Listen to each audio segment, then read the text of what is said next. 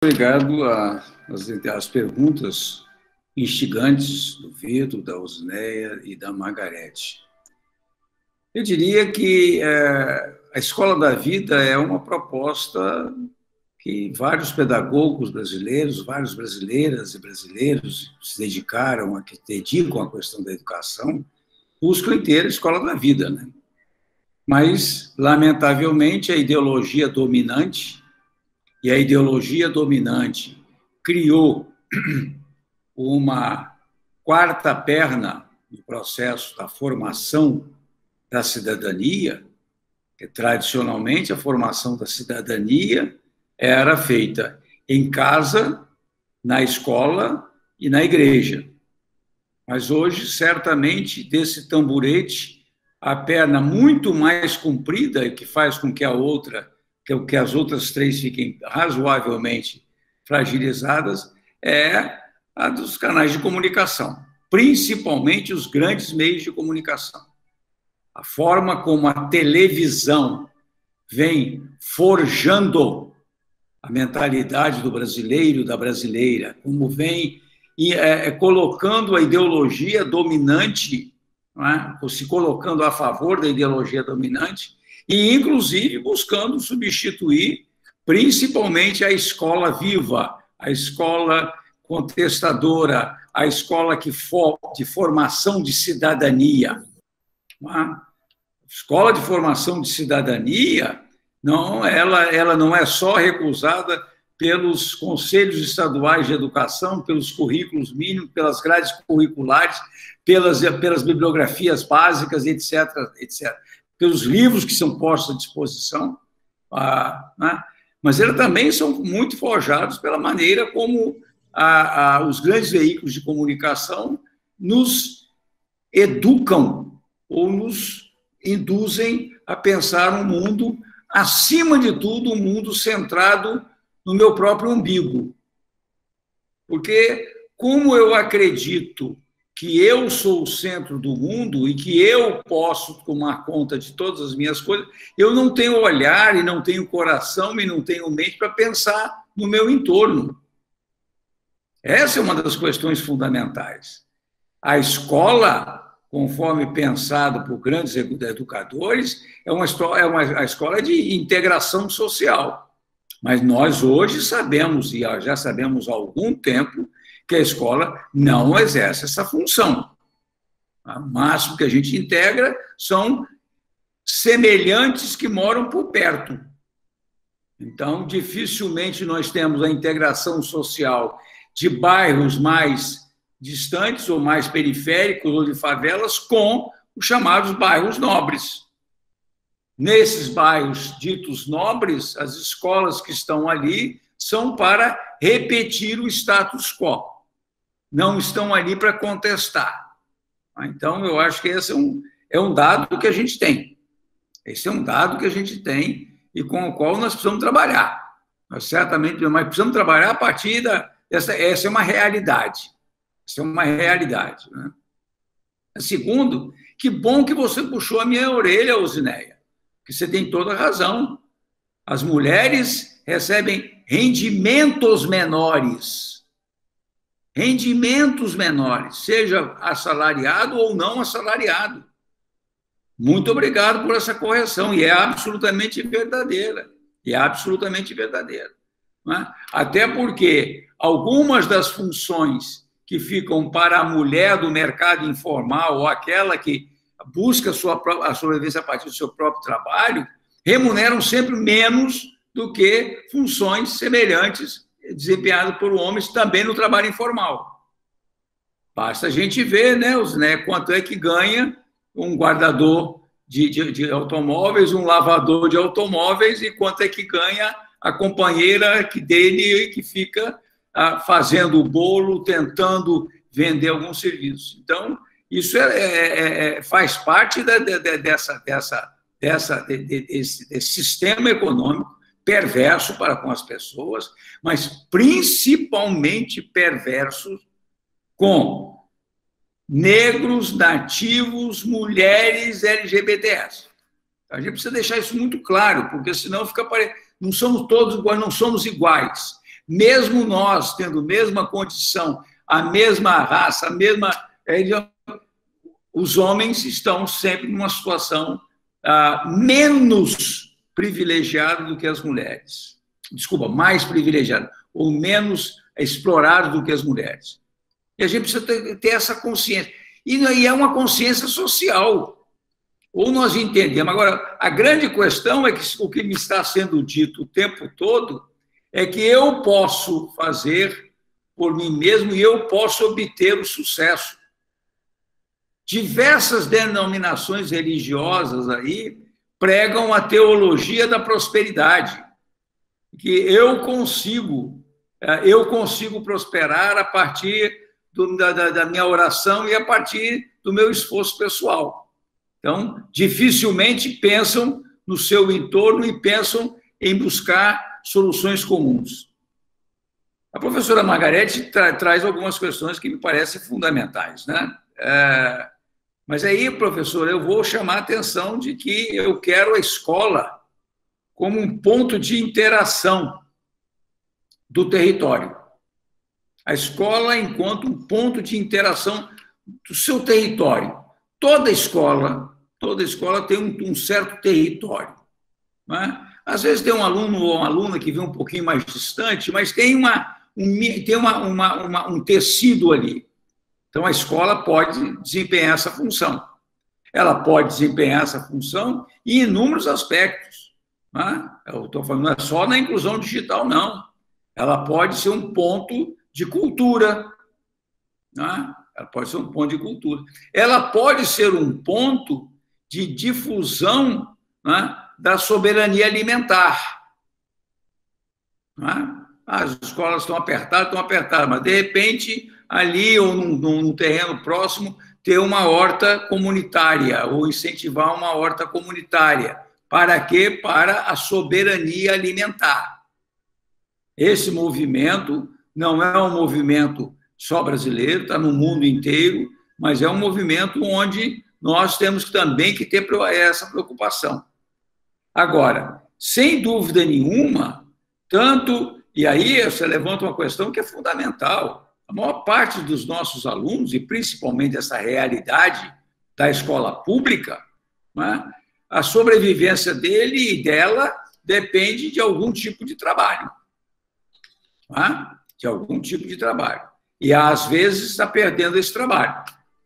Outro dia, para desagradável surpresa de uma amiga que é professora do IFES, ela deu uma entrevista, uma pessoa moradora de rua, que tinha se transformado em moradora de rua, mesmo sendo uma aluna de proeza do Instituto Federal do Espírito Santo. Ora, ela trabalhava como prestadora de serviço, né, em algumas casas, não sei qual muito bem a profissão, na medida em que perdeu essa oportunidade, ela deixou de ter condição de pagar o aluguel. E quando perde a condição de pagar aluguel, vai para onde? Vai para a rua. Vai para a rua. Essa é a triste realidade nossa. Essa é a triste realidade nossa. Eu não sei se vocês estão vivenciando esse problema, na escola de vocês, né? Mas essa é uma triste realidade pela qual estamos inúmeros passando. E para quem não existem olhares, né? Essas pessoas são invisíveis. O morador de rua é sempre um invisível, né? E o perfil do morador e da moradora de rua está se alterando drasticamente. Antes tinha aquela coisa do, olha, tem o estigma de que é o drogado, tem o estigma de que é a pessoa que optou por morar, mas atualmente mudou completamente. Eu sempre acho que o estigma do drogado, o estigma do que fez a opção, é por falta de assistência social. É por falta de alguém fazer o mínimo de acompanhamento e de criar condições para que essas pessoas se ressocializem para além da socialização que eles têm na rua. Eu continuo me indignando todas as vezes que eu vejo o crescente número de pessoas morando sob marquises. Então, eu acho que nós precisamos ter isso muito claro. E eu vou dizer mais, professora Margarete, eu acho que a gente tem que enfrentar esta angústia sobre a qual a senhora começou a sua fala, criando utopia. Eu faço questão de dizer que o que eu estou falando para vocês é uma utopia. A inclusão digital é utopia? É. A renda básica de cidadania é utopia? Ah, é. A habitação, saúde, educação, terra para trabalhar é uma utopia? É. Sou um utópico, declarado, com assinatura reconhecida, né? Agora, eu prefiro ser um utópico para a construção de um outro mundo possível a conviver com esta distopia, que é o que hoje nos alimenta. Permitam-me o tom de indignação, porque o que os meios de comunicação de massa, o que a robotização das redes sociais faz, é nos gerar a convicção de que no futuro estaremos pior do que estamos hoje. Isso é uma distopia. Como eu não aceito a realidade de hoje, eu quero transformá-la. E eu quero transformá-la para melhor. Por isso é que eu gero utopias. A minha utopia, Usinéia, é que você, sei lá, daqui a 4, 5, 6 anos, possa exercer aquilo que você gosta, porque você está me dizendo que você faz comida, ou o que você fizer, que você faça com gosto, você poder fazer com mais gosto ainda, com mais orgulho ainda, com mais reconhecimento social ainda, porque você não vai mais ter que ter aquele mínimo de sobrevivência. Você já vai partir do mínimo de sobrevivência, já vai estar assegurado através dessa renda universal, renda básica de cidadania. E aí você vai poder dizer, olha, agora eu já não preciso mais ficar tão correndo atrás da rosquinha e vender o cafezinho e fazer isso ou fazer aquilo. Eu não sei qual é a sua atividade, estou só criando um quadro possível. Eu conheço inúmeras pessoas que estão sobrevivendo assim. Antes da pandemia, quando eu não estava de bicicleta, eu estava em ônibus. E nos ônibus, o que a gente vê? As pessoas vendendo pão de queijo. Vendiam, não sei como é que é atualmente ainda. O pão de queijo, estão vendendo o cafezinho. Então, só que agora, eles poderão continuar fazendo isso? Poderão, porque tem números que têm o maior prazer em fazer isso e fazem com habilidade extraordinária. Eu não quero que parem de fazer, não. Eu quero mais que eles façam isso, só que para além da sobrevivência. Para além da sobrevivência.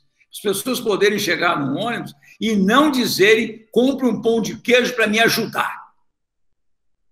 Não. Eu vou comprar o pão de queijo porque o pão de queijo é bom.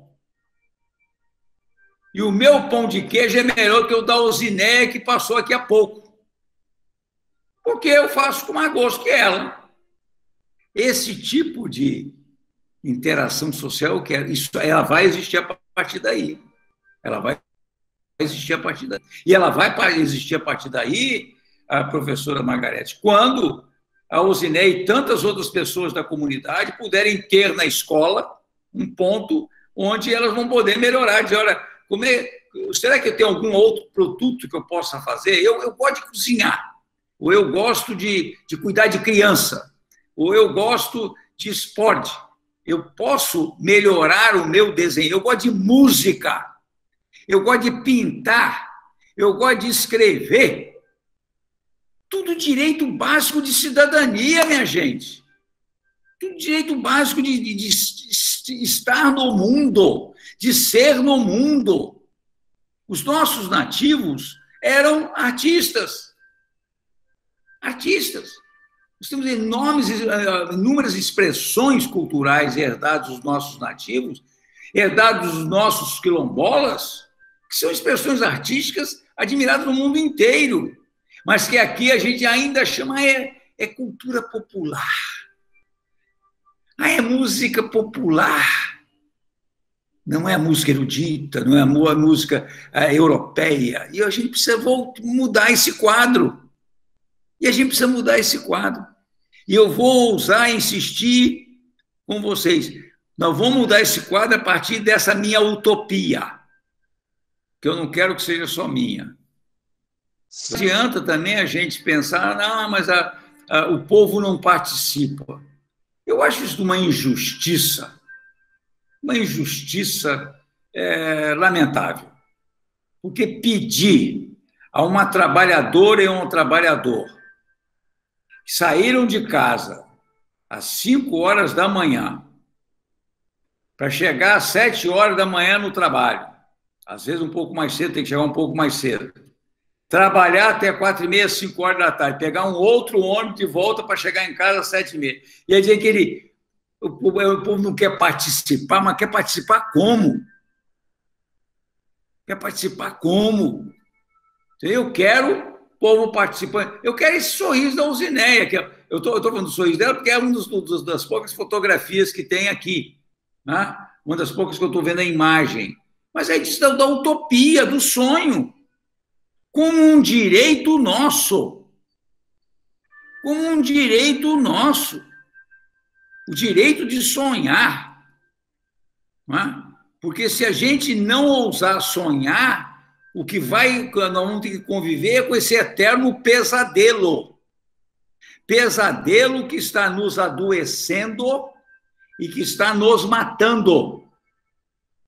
Está nos adoecendo a ponto de nós estarmos recorrendo a drogas lícitas e ilícitas de forma crescente. As lícitas, todos nós já sabemos, entra na farmácia, que a gente sabe todas as drogas lícitas que estão lá, que estão nos matando também. Também é lícito a droga do cigarro, a droga da bebida. E as ilícitas, não preciso citar para vocês quais são. Então, estão nos matando. Essa angústia. Estão nos matando porque estamos cada vez mais violentos. E a professora Ivonete muito bem chamou a atenção. E quem mais sofre da violência, as mulheres. Quem mais sofre da violência, os negros. É a juventude negra que está pagando pelo preço da violência. E, normalmente, é quem espanta os outros, porque, afinal de contas, ver um negro no bairro nobre, a gente fica logo assustado, né? Fica logo achando... Então, este tipo de comportamento nós temos que mudar, porque, senão, nós vamos continuar na barbárie. O que é a barbárie? A barbárie é, por exemplo, a cidade dos excluídos. Os excluídos somos a maioria de nós que moramos em bairros mais humildes, nas favelas, nós estamos excluídos de praticamente tudo. E tem aquela parcela que é dos que se excluem, aqueles que se afastam em prédios, em condomínios fechados, e agora, de forma crescente, em condomínios fechados, também em bairros mais distantes, protegidos por cercas elétricas, e vivendo em verdadeiros aquários. Em verdadeiros aquários. Então, estamos criando, de forma crescente, no Brasil, um apartheid. Porque nós já tínhamos exclusão social. Agora, com esse formato, nós estamos criando apartheid, porque lá, nesses bairros dos que se excluem, o pobre não pode entrar. Da mesma forma que o pobre não pode entrar num shopping se o segurança achar que não deve deixar. Porque aquele espaço privado. E é contra isso que eu me rebelo. E é por conta dessa rebeldia que eu falo muito todas as vezes que eu tenho oportunidade de semear sonho, porque aí deixa de ser só meu. Muito